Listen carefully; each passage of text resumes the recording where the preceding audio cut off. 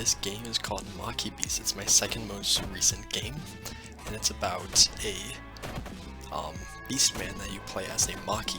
He's wandering the desert in search of a flower that can turn him back into a human, but to get there he has to battle other monsters and beastmen along the way in order to gain his humanity back.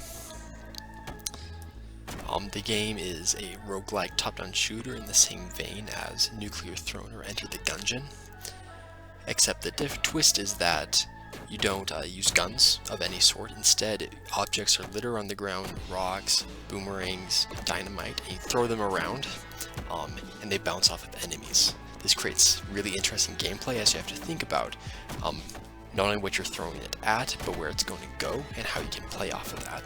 It also creates emergent gameplay as lots of the objects that you find later in the game can have wild effects and really change the way the game plays.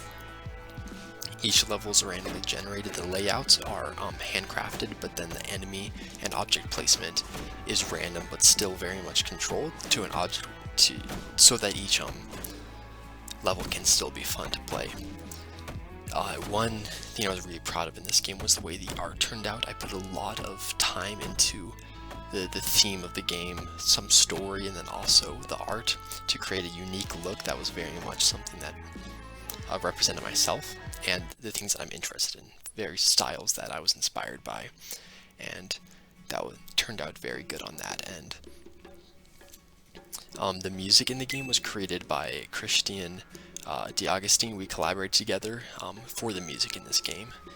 It was published on the Finally Finished Something 2021 Jam on itch.io. That's where me and him got in touch to work on this together, and the game was received very well.